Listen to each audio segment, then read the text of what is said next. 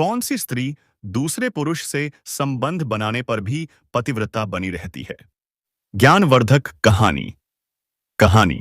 मित्रों, आपका स्वागत है आपके अपने अद्भुत ज्ञान सागर पर। दोस्तों, एक लड़की का विचित्र सवाल। अगर कोई पुरुष स्वेच्छा से अपनी पत्नी को दूसरे पुरुष को सौंप दे, तब भी क्या वह पतिव्रता रहेगी? मित्रों, यह प्रश्न बहुत ही दुविधा में डालने वाला है कि कोई पतिव्रता स्त्री यदि पतिव्रता है और उसका पति स्वेच्छा से उसे दूसरे पुरुष को सौंप देता है, तो भी क्या वह स्त्री का पतिव्रता धर्म बना रहेगा या उसका सतीत्व नष्ट हो जाएगा? तो चलिए इस कहानी और इस वीडियो के माध्यम से यह जानने का प्रयास करेंगे। यह कहानी बड़ी ही रोचक और जीवन में बहुत काम की सीख देने वाली है। मित्रों, तो चलिए प्रारंभ करते हैं। आज की यह कहानी। एक शहर में 3 गहरे दोस्त रहते थे। एक राजा का बेटा था, दूसरा मंत्री का बेटा और तीसरा कोतवाल का बेटा था। तीनों का आपस में बचपन से साथ साथ रहना, खेलना, खाना और पढ़ना लिखना हुआ था। हर समय एक दूसरे का साथ निभाती थी। तीनों दोस्तों के नाम इस प्रकार थे। राजा के बेटे का नाम विक्रांत था। विक्रांत बहुत ही बुद्धिमान और दूरदर्शी था। उसे राजकाज की बहुत समझ थी। हमेशा नए नए विचार लेकर आता था। दूसरा मंत्री का बेटा था, जिसका नाम सुधीर था। सुधीर तेज दिमाग और रणनीतिक सोच वाला था। वह विक्रांत के साथ मिलकर योजनाएं बनाने में बड़ा माहिर था। हर कदम सोच समझकर उठाता था। तीसरा, कोतवाल का बेटा अर्जुन था। अर्जुन बड़ा ही साहसी और दृढ़ निश्चय था। उसे युद्ध कला और रणनीतियों में विशेष रुचि थी। वह हमेशा अपने दोस्तों की मदद के लिए तैयार रहता था। विक्रांत, सुधीर और अर्जुन तीनों की दोस्ती बहुत मजबूत थी और वे कुछ ना कुछ ऐसे काम करते रहते थे। नए नए अनुभव सीखने को मिलते रहते थे। नई नई बातों का ज्ञान होता रहे। एक दिन तीनों दोस्त अपने एक गुप्त कमरे में बैठे थे। वह कमरा महल के एक कोने में था, जहां आमतौर पर कोई भी नहीं जाता था। वहां बैठकर कि वे शतरंज का खेल खेल रहे थे, जो उनकी बुद्धि और चालाकी की परीक्षा ले रहा था। कमरे की खिड़की से बाहर का नजारा भी बड़ा मनमोहक था। खेल की शुरुआत राजा के बेटे ने की। उसके बाद मंत्री के बेटे ने चाल चली और सेनापति का बेटा ध्यान से हर चाल पर नजर रख रहा था। तीनों दोस्त खेल के साथ साथ आपस में बातचीत भी करते जा रहे थे। कभी कभी वे राजा के बेटे के भविष्य के शासन के बारे में सोचते थे, तो कभी मंत्री के बेटे की योजनाओं पर चर्चा करते थे। कोतवाल का बेटा, जो हमेशा रणनीति पर ध्यान देता था, शतरंज के खेल को एक वास्तविक युद्ध की तरह देखता था। खेल बड़ा ही दिलचस्प चल रहा था। तभी अचानक शतरंज के खेल की एक गोटी गुम हो जाती है।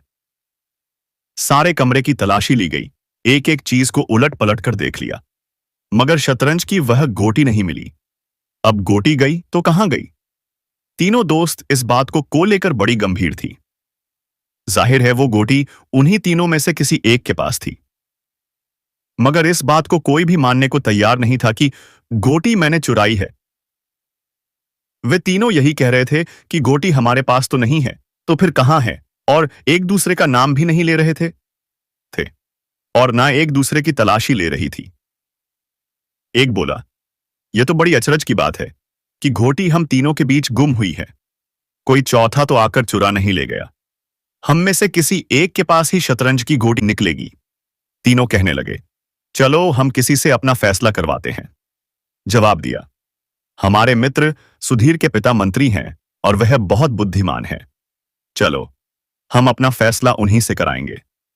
इस प्रकार तीनों दोस्त विचार वश करने के बाद मंत्री जी के पास जाते हैं और उनके पास पहुंचे तो कहने लगे, काका श्री, हम तीनों शतरंज खेल रहे थे कि हमारा एक मोहरा गुम हो जाता है। सारा कमरा छान मारा, मगर मोहरा नहीं मिला, और न हम तीनों में से कोई यह मानने को तैयार है कि शतरंज का मोहरा हमने चुराया है।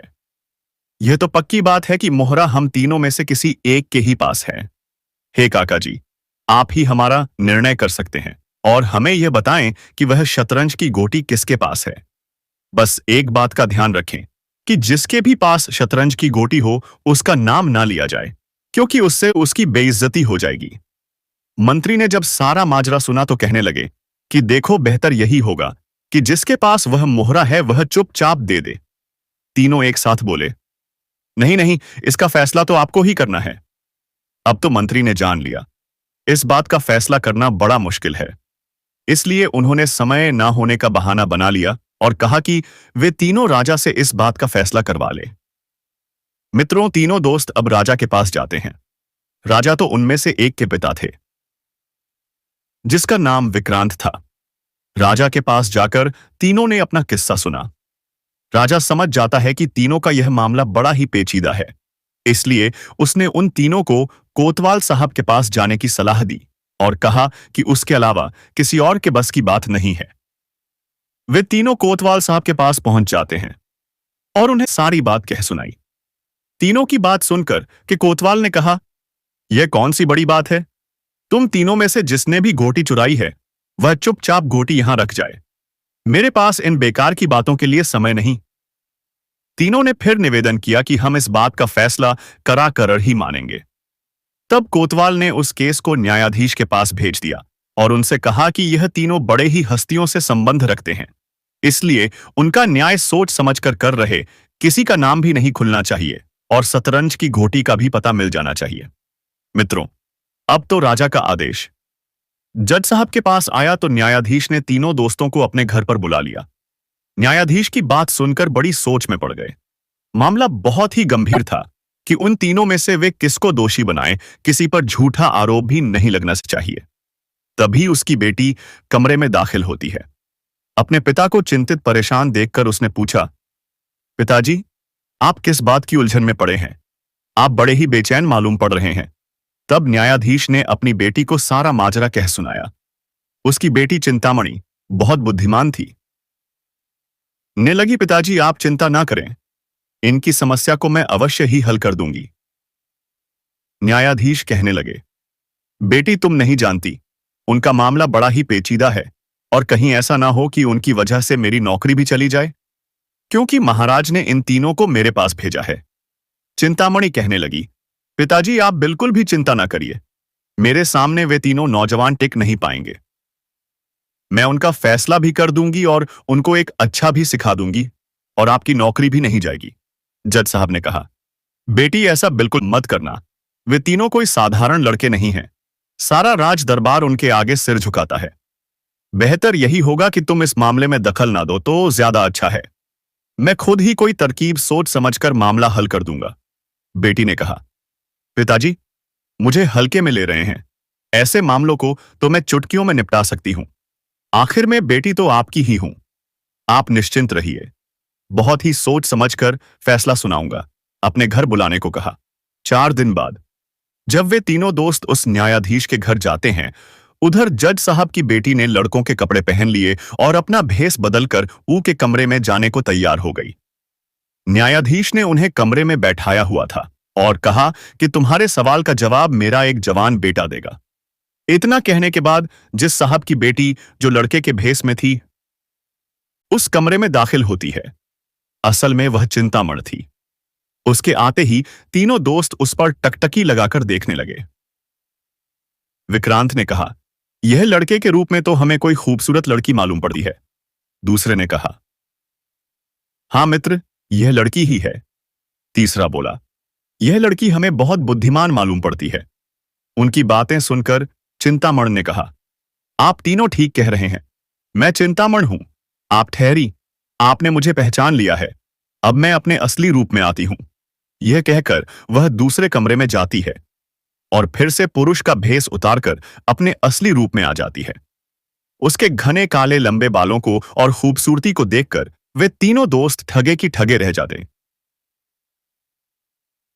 वह लड़की मानो कोई अप्सरा सी लग रही थी। उसे देखकर तीनों सुध बुद्ध खो बैठे। चिंतामणि ने कहा, आप लोगों ने मुझे पहचान लिया, इससे पता चलता है कि आप तीनों बड़े ही अक्लमंद हैं। चलो ठीक है, अब मैं तुम तीनों की समस्या का समाधान करने की कोशिश करूंगी। मुझे बताइए कि उलझन क्या है। तब अपने होश संभालते हुए कहा, सुनिए, एक खूबसूरत राजकुमारी। हम तीनों दोस्त कमरे में बैठे हुए शतरंज खेल रहे थे। तभी हमारे शतरंज की एक गोटी गायब हो जाती है और हमारे काफी ढूंढने के बाद भी वह हमें नहीं मिलती है। हम जानते हैं कि वह गोटी हम तीनों में से किसी एक के पास है, लेकिन हमने एक दूसरे की तलाशी लेना उचित नहीं समझा। एक दूसरे की इज्जत का सवाल है। इसलिए अब आप ही बताइए कि वह मोहरा किसके पास है। हम में से किसी का नाम भी मत लेना, चिंतामणि ने कहा। अगर शतरंज की वह गोटी तुम तीनों में से किसी एक के पास है, तो खुद ही उसे लौटा दो, तो ज्यादा अच्छा रहे। तब तीनों ने कहा कि यही तो उलझन है। हम में से जिसके पास वह गोटी है, वह खुद नहीं बता रहा है। इसीलिए तो आपके पास आए हैं। आप हमारी समस्या का शीघ्र निराकरण कीजिए। तब लड़की ने कहा, ठीक है, इसका फैसला मैं कर सकती हूं कि शत की गोटी किसके पास है। लेकिन इससे पहले मैं आपको सवाल का जवाब दूं। मैं आप लोगों को एक कहानी सुनाना चाहती हूं। आप लोग उसे गौर से सुनिए। यह कहानी बिल्कुल सच्ची है। आज से कुछ वर्ष पहले की बात है। एक शहर में दो बहुत ही जिगरी दोस्त रहते थे। एक तो शहर के नामी महाजन का बेटा था जिसका नाम धीरू था। दूसरा एक जमींदार का बेटा था जिसका नाम रुद्र प्रताप था। रुद्र प्रताप शहर से कुछ दूर एक गांव में रहता था। दोनों के बीच बड़ी गहरी मित्रता थी। दोनों एक दूसरे के घर पर आते जाते रहते थे। धीरे धीरे जब दोनों दोस्त जवान हो गए तो उनकी यह आदत बन गई थी कि जब तक वे एक दूसरे को देख नहीं लेती थीं, तब तक चैन नहीं आता था। दोनों दोस्त बहुत ही समझदार और वफादार थे। एक दूसरे पर अपनी जान रखते थे कि व्यापार में उनका हाथ बटा था। साथ ही साथ उसे चित्रकारी करने का भी बड़ा शौक था। दूसरी तरफ रुद्र प्रताप वैसे तो पिता के साथ खेतीबाड़ी करता था, लेकिन उन दिनों माह के महीने में गंगा नदी के किनारे एक बहुत बड़ा मेला लगा हुआ था, जिसमें आसपास के शहरों के, नगरों के और राज्यों से लोग आते थे। इसके अतिरिक्त बहुत से व्यापारी वहां पर अपना माल बेचने आते थे। साधु सन्यासियों का भी खूब झमेला वहां रहता था। लोग गंगा में स्नान करती और साधु संतों के दर्शन करती, मेले का लत उठाती। मेले में अनेक व्यापारियों की दुकानों के अलावा कर दिखाने वाले भी लोग थे। यहां तक कि चोर उचक्के भी उस मेले में पहुंच जाते थे। छोटे छोटे बच्चों से लेकर बूढ़े तक, औरत और मर्द सभी मेले में आते थे। बड़े बड़े तलवारबाज और तीरंदाज दूर दूर से आकर वहां पर अपना जौहर दिखाते थे। तो और इधर रुद्र प्रताप अकेला ही मेले में घूमता रहा। लेकिन वह घूम फिर कर बार बार अपने दोस्त धीरू की दुकान पर आ जाता था और साथ में बैठकर कुछ हंसी ठिठोली करता था। एक दिन की बात है, रुद्र प्रताप घूम फिरकर मेले से वापस आया तो बेहद परेशान और चिंतित लग रहा था। धीरू ने पूछा, क्या बात है दोस्त, क्या कोई परेशानी है? तो हृदय साय प्रताप कहने लगा कि उसने एक बहुत ही सुंदर आज लड़की को मेले में देखा है। देखते ही वह उसकी सुंदरता का कायल हो गया और अब उसके बिना जिंदा रहना मेरे बस की बात नहीं है। अगर तू मुझे जिंदा देखना चाहता है तो मुझे उसी लड़की से मिला दे, वरना आज से तेरा दोस्त मरा हुआ है। मित्रों, दोस्त की हालत जानने के बाद धीरू ने अपनी दुकान बंद कर दी और रुद्र प्रताप को साथ लेकर उस लड़की को मेले में खोजने लगा। उन दोनों ने मेला खत्म होने तक हर जगह लड़की को तलाश किया, मगर वह लड़की कहीं भी नजर नहीं आई। लाचार होकर दोनों दोस्त वापस लौट आए। अगले दिन में फिर उस लड़की को खोजने के लिए निकल पड़े, मगर मायूसी उनके हाथ लगी। वह दिन भी आ गया जब मेला खत्म हो गया। लोग अपने अपने घरों को लौट गए। तभी धीरू ने अपने दोस्त को तसल्ली देते हुए कहा कि वह लड़की का हुलिया बताए तो कुछ किया जाए। रुद्र प्रताप उस लड़की का हुलिया बताने लगा। मित्रों, आपको बता दें कि धीरू चित्रकारी में बड़ा माहिर था। रुद्र प्रताप ने लड़का हुलिया बताया। उसी के आधार पर धीरू ने एक तस्वीर बनाई। जब तस्वीर तैयार हो गई तो रुद्र प्रताप ने कहा कि यह तस्वीर हूबहू उसी लड़की की है। केवल इस तस्वीर में दो कमियां रह गई हैं। उस लड़की के निचले होंठ के दाएं तरफ एक तिल का निशान था और दूसरा उसके बालों की एक लट उसके माथे पर गिरी हुई थी। धीरू ने यह दोनों चीजें भी उस लड़की की तस्वीर में बना दी। तब रुद्र प्रताप बोला कि यह लड़की अब उसी लड़की की तस्वीर बन गई है। दोस्त, इस लड़की ने मेरे रातों की नींद चुरा ली है।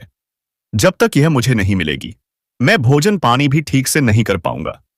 तब उसके दोस्त ने वादा किया कि मित्र, तुम चिंता मत करो, मैं एक दिन तुम्हारी सपनों की रानी को अवश्य ढूंढकर तुम्हें बताऊंगा, और बताऊंगा ही नहीं, तुम्हें उससे मिलवा किए। अगले दिन धीरू ने अपने घर से विदा ली और गांव-गांव, बस्ती-बस्ती उस सुंदर लड़की की तलाश शुरू कर दी। उसने ने हर जगह तलाश की, जहां उस लड़की के मिलने की उम्मीद थी, भूखा प्यासा थका हारा। वह लड़की की तलाश में भटकता रहा, मगर लड़की का कुछ अता पता ना चला। बूढ़े माँ बाप और रिश्तेदारों ने उसे बहुत समझाया, मगर वह अपने प्यारे दोस्त के साथ किए हुए वादे को निभाना चाहता था। उसने दूर और नजदीक की कोई भी बस्ती को, कोई भी शहर को नहीं छोड़ा जहां उस लड़की को तलाश ना किया हो। यहां तक कि उसने अपने दोस्त से मिलना छोड़ दिया। कहा कि मैं उस लड़की को मिलाकर ही दोस्त से मिलूंगा। उधर वह जिस साहब की लड़की उन तीनों को कहानी सुना रही थी कि ध्यान से सुनना, तुम्हारी समस्या का समाधान इसी कहानी में है। तब एक दिन धीरू को किसी से पता चला कि उसका दोस्त रुद्र प्रताप बहुत ही बीमार है और कमजोर हो चुका है। वह हमेशा उस लड़की को याद करता रहता है और उसकी याद में तड़पता रहता है। धीरू भी पूरी लगन के साथ उस लड़की को ढूंढता रहा, और यह तक कि धीरू को भटकते भटकते पूरा साल बीत जाता है और अब अगला मेला भी आ चुका था। धीरू ने पूरे 10 दिन तक मेले में उस लड़की को तलाश किया, मगर उसे फिर सफलता नहीं मिली। मेला भी खत्म हो चुका था। इस दौरान धीरू के माँ बाप उसके लिए एक बड़े ही चिंतित रहने लगे, और फिर आखिर समझा बुझाकर वे धीरू को घर वापस ले आए। धीरू के घर वालों ने उसे मजबूर करके उसकी शादी करवा दी, ताकि शादी के झंझट में पड़कर वह सही रास्ते पर आ जाए और यह आवारा खत्म कर। शादी की पहली रात जब धीरू अपने कमरे में जाता है और दुल्हन का घूंघट उठाता है, तो वह एकदम से चौंक पड़ता है। वह एकदम से पीछे हट गया। ऐसा लगा जैसे बिजली सा करंट लग गया हो। वह बड़ा हैरान था जब उसने अपनी दुल्हन के रूप में उसी सुंदर लड़की को देखा जिसे वह 1 साल से ढूंढ रहा था। तो धीरू की हालत देखकर दुल्हन ने कहा, आप मुझे देखते ही परेशान क्यों हो गए? क्या मुझसे कोई गलती हो गई? धीरू ने बड़ी मुश्किल से अपने आप को संभाला और उस लड़की से पूछा, हे अप्सराओं की तरह सुंदर लगने वाली कामिनी, क्या तुम मेरी एक बात मानोगी? दुल्हन कहने लगी, आप तो मेरे परमेश्वर हैं, मैं आपका हर आदेश मानूंगी, आप बताइए तो सही। तब धीरू ने कहा, देखो, अगर तुमने मेरी बात नहीं मानी तो एक मासूम इंसान की जान चली जाएगी और मैं यह सदमा बर्दाश्त नहीं कर सकूंगा। इस बात पर दुल्हन बोली, इतनी निर्दय नहीं हूं, आप बताइए तो सही कि मुझे करना क्या है, मैं आपका आदेश जरूर पूरा करूं। तब धीरू ने अपने दोस्त की सारी प्रेम कहानी अपनी दुल्हन को कह सुनाई कि किस तरह वह उसके प्रेम में पड़कर अपनी जान निछावर कर बैठा है। और उसने कहा कि मैंने अपने दोस्त से वादा किया है कि मैं कुछ भी करके उसे उसकी सपनों की रानी से मिलाऊंगा, इसलिए मैं अपने दोस्त की जिंदगी बचाने के लिए तुम्हें इस रिश्ते से आजाद करता हूं, क्योंकि तुम ही उसकी पसंद हो, और तुम मेरा कहना मानकर मेरे दोस्त रुद्र प्रताप से शादी कर लो। मैं सारा जीवन तुम्हारा रेडी रहूंगा। दुल्हन ने कहा, मैं आपका आदेश पूरा अवश्य करूं। तब धीरू बोला, तुम अभी रुद्र प्रताप के घर चली जाओ, तभी मुझे सबसे बड़ी खुशी मिलेगी। मित्रों, धीरू ने फौरन घोड़ा मंगवाया और रुद्र प्रताप के घर का पता बताते हुए उस लड़की को अपने दोस्त के घर भेज दिया। उसी रात दुल्हन अकेली ही रुद्र प्रताप के गांव की तरफ रवाना हो गई। रुद्र प्रताप पास के ही एक गांव में रहता था। इधर दुल्हन रात के समय में सफर कर रही थी, तो रास्ते में एक जगह एक बहुत ही सुनसान स्थान था जहां से होकर उस लड़की को गुजरना था। तभी 2 रागीर अचानक उसके सामने आकर खड़े हो जाते हैं। उन्होंने लड़की को ललकारा तो लड़की रुक जाती है। रागीर जब नजदीक पहुंचे तो यह देखकर दंग रह गए कि दुल्हन के रूप में इतनी सुंदर लड़की कीमती कपड़े, जेबों से लदी हुई थी। इतनी रात को अकेले सफर कर रही थी। वे उस लड़की को पकड़कर अपने सरदार के पास ले जाते हैं। लड़की में उस समय किसी भी किस्म की कोई हिचकिचाहट नहीं थी। सरदार ने देखा कि एक बेहद खूबसूरत लड़की दुल्हन के रूप में उसके सामने खड़ी थी। वह बोला, हे सुंदरी, तुम्हारे कपड़ों से मालूम होता है कि तुम्हारी अभी नई नई शादी हुई है। ऐसी हालत में अकेले सफर करना मेरे ख्याल से ठीक नहीं है। आखिर ऐसी सी मजबूरी थी जिसके कारण तुम्हारे घर वालों ने तुम्हें ऐसा करने की इजाजत दी है।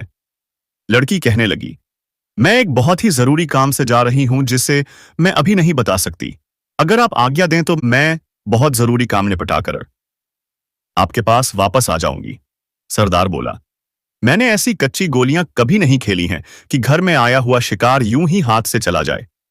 लड़की ने कहा, आप बेशक ठीक कहते हैं, मगर मैं वचन देती हूं, कल शाम से पहले पहले मैं इससे भी ज्यादा कीमती जेवर और नकदी लेकर आपके सामने हाजिर हो जाऊंगी। लेकिन इस वक्त अगर मैं ना गई तो हो सकता है कि किसी निर्दोष की जान चली जाए। मैं यह बात आपके डर से नहीं बोल रही हूं। अगर मुझे डर या खौफ होता तो मैं अकेले सफर नहीं करती। लुटेरों का सरदार लड़की की दिलेरी से बहुत प्रभावित होता है और कहने लगा, चलो तुम्हारी यह बात भी मानकर देख लेते हैं। सरदार ने अपने आदमियों से कहा कि उसे उसकी मंजिल तक छोड़ आया। ने कहा, नेशा नहीं, ऐसा नहीं होगा, मैं अकेली ही सफर करूंगी और आपसे किया हुआ वादा अवश्य पूरा करूंगी। तो मित्रों, वह दुल्हन वहां से चलकर सीधे रुद्र प्रताप के घर पहुंच जाती है और उससे मिलने के लिए उसके कमरे में गई। रुद्र प्रताप ने जब उस खूबसूरत लड़की को देखा कि उसके सामने उसके सपनों की राजकुमारी खड़ी है, वह बस अपनी प्रेमिका को निहारता रहा। लड़की ने खामोशी तोड़ी और कहने लगी, आपने मुझे पाना चाहा और मैं आपकी दासी बनने के लिए आपके पास आ गई। रुद्र प्रताप ने जब उसके मुंह से यह बात सुनी तो कहने लगा, हे परियों की राजकुमारी, तुम कौन हो और तुम्हारे कपड़े बता रहे हैं कि तुम नई नवेली दुल्हन हो। मुझे बताओ कि यह किस्सा क्या है। दुल्हन कहने लगी, आपको इससे क्या मतलब? मैं तो सारी दुनिया को छोड़कर आपके कदमों में आई हूं और अब सारा जीवन आपकी ही बनकर रहूंगी। यही मेरा आखिरी फैसला है। प्रताप ने कहा, बेशक मैं तुम्हारे प्यार में पड़कर जिंदगी और मौत की बाजी लगा चुका हूं, मगर मैं यह जरूर जानना चाहता हूं कि तुम कौन हो और तुम्हें किसने मेरे पास भेजा है। नजदीक ही पड़ा हुआ एक खंजर उसने उठा लिया और कहने लगा, अगर तुमने मेरे सवालों का सही जवाब नहीं दिया तो मैं इस खंजर से अपनी जान ले लूंगा। यह देखकर लड़की घबरा जाती है। उसने असली बात रुद्र प्रताप को बता दी कि मुझे तुम्हारे पास तुम्हारे दोस्त ने भेजा है। अब वचन निभाने के लिए अभी उन्होंने मुझे छुआ तक नहीं है। मैं पूरी तरह से पवित्र हूं। यह सुनते ही रुद्र प्रताप ने कहा, तुम मेरी जान से प्यारे दोस्त की पत्नी हो और आज से तुम मेरी बहन हो। भाई के दरवाजे तुम्हारे लिए हमेशा खुले हैं। रुद्र प्रताप ने उसे अपनी बहन मान लिया और बड़े ही अच्छे तरीके से उसकी खातिरदारी की। अगले दिन सुबह दुल्हन ने रुद्र प्रताप से वापस जाने की आज्ञा मांगी। रुद्र प्रताप उस लड़की को बड़े ही से विदा करता है और बड़े बाप का बेटा तो था ही। उसने बेशकीमती गहने और धन देकर अपनी बहन को विदा कर दिया। साथ ही अपने नौकरों से कहा कि लड़की को उसके घर तक छोड़ आए। लड़की ने कहा, भैया मैं जैसे अकेली आई हूं वैसे ही अकेली जाना चाहती हूं। लड़की की यह जिद देखकर रुद्र प्रताप ने कहा, हे बहन, इतनी कीमती जेवर और धन के साथ तुम्हारा अकेले सफर करना ठीक नहीं है। मगर लड़की अपनी बात पर अड़ी रही और किसी के साथ को तैयार ना हुई। आखिर रुद्र प्रताप को हार माननी पड़ी और उसने मुस्कुराते हुए अपनी प्यारी बहन को विदा किया। रुद्र प्रताप के घर से चलकर वह लड़की लुटेरों के ठिकाने पर पहुंची और सरदार के सामने खड़ी हो गई। उसने अपने सारे कीमती जेबर और कपड़े लुटेरों के सरदार के सामने रख दिए और कहा कि वह अपने वादे को पूरा करने के लिए आई है। अब आपकी जो मर्जी हो वह कीजिए। सरदार यह देखकर बड़ा हैरान था और सोच रहा था, क्या लड़की है, इतनी बहादुर, इतनी दिलेर और इतनी सच्ची। सरदार कभी लड़की को देखता था तो कभी सामने पड़े उन कीमती जवार, हाथ हीरे और आभूषणों को देख रहा था। वह इस बारे में जितना सोचता था उतना ही उलझता जा रहा था। आखिर उससे रहा नहीं गया और लड़की से पूछने लगा, तुम कौन हो और यह सब क्या माजरा है? दुल्हन ने कहा, आप तो लुटेरे हैं, आपको इन सब बातों से क्या मतलब कि मैं कौन हूं? आप अपनी दौलत लीजिए और मुझे छोड़िए। सरदार ने तोन कर कहा, देखो लड़की, मैंने आज तक जिंदगी में कभी हार नहीं मानी। तुमने मेरी आत्मा को झकझोर कर रख दिया है मैं तुम्हारी कहानी सुनना जरूर चाहूंगा। इसके बाद लड़की ने अपनी पूरी कहानी सुनाई। सरदार बड़ी दिलचस्पी से उसकी कहानी सुनता रहा। जब लड़की ने अपनी बात खत्म कर दी तो सरदार कहने लगा, मैं तुम जैसी बहादुर लड़की को अपनी बेटी बनाना चाहता हूं और मुझे गर्व होगा कि तुम बेटी बनोगी। उसके बाद दुल्हन ने सरदार से घर जाने की बात कही। लुटेरों का, सरदार कहने लगा, बाप बेटियों को ऐसे विदा नहीं करते हैं। दुल्हन ने कहा, अगली सुबह मेरे मायके वाले मुझे लेने वाले आने वाले हैं। तब सरदार ने उसे घर जाने की इजाजत दे दी और बेशुमार दौलत और हीरे जवाहरात देकर अपनी बेटी को विदा किया। साथ ही वह अपने आदमियों से कहने लगा कि मेरी बेटी को उसके घर तक छोड़ आए। आइस आए। परंतु लड़की ने कहा, मैं अकेली ही आई थी और अकेली ही जाऊंगी। सरदार ने बेटी के सर पर हाथ फेरते हुए कहा, उसे विदा किया और बाहर से चलकर वह दुल्हन अपने पति के घर आती है। धीरू उसे देखकर बहुत चक्का रह जाता है। लड़की ने अपने पति को अपने अनोखे सफर की पूरी कहानी कह सुनाई। उसका पति बार बार ईश्वर का धन्यवाद करता है। मित्रों, उधर चिंतामणि ने यह कहानी खत्म करते हुए तीनों दोस्तों विक्रांत, सुधीर और अर्जुन से बारी बारी से पूछा कि आप बताएं कि इस कहानी में सबसे बड़ा बलिदान किसका था? उस लड़की के पति का जिसने अपना वादा पूरा करने के लिए अपनी पत्नी को अपने दोस्त के पास भेज दिया, या उसके प्रेमिका जो उसका भैया बन गया, या फिर उन चोरों का? तब राजा का बेटा विक्रांत कहता है कि मेरी समझ से तो असली बलिदान तो रुद्र प्रताप ने किया था, जिसने उस लड़की को इतना प्रेम किया और जब पता चला कि वह उसके दोस्त की पत्नी है तो वह उसे अपनी बहन बना लिया।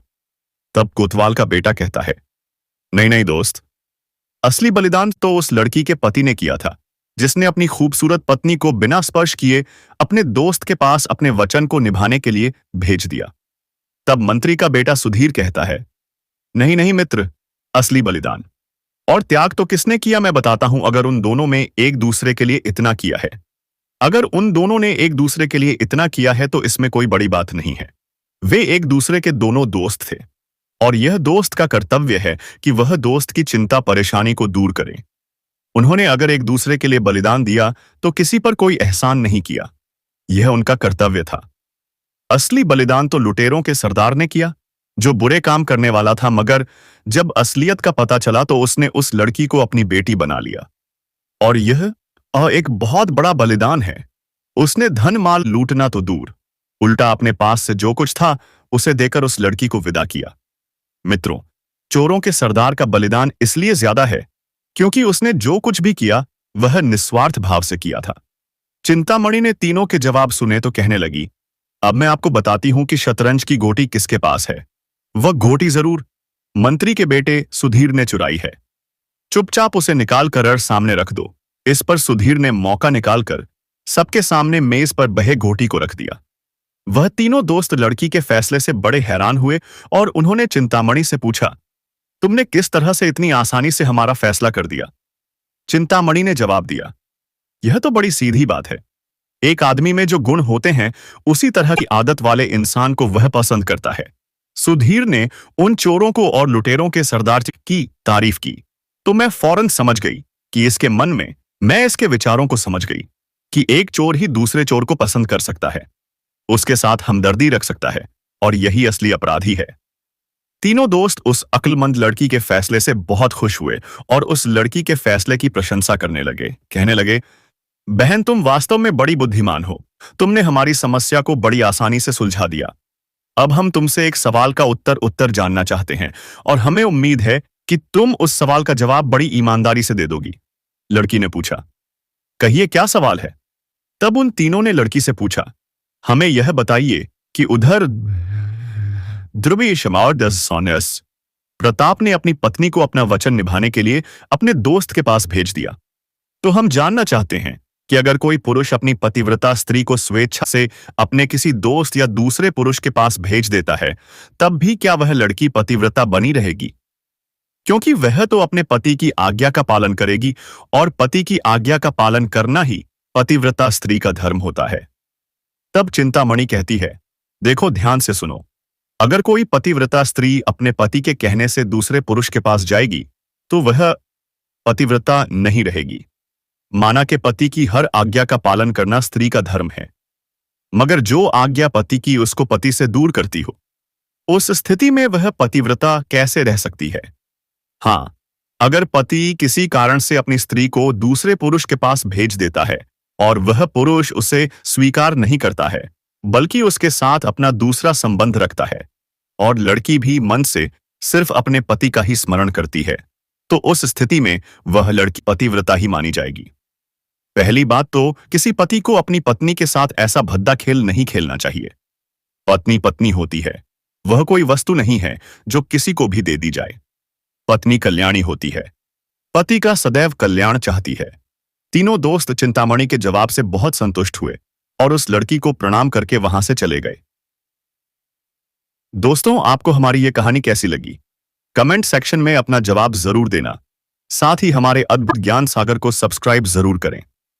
मिलते हैं आपसे अगली वीडियो में एक और चर्चा के साथ। आप सभी का बहुत बहुत धन्यवाद।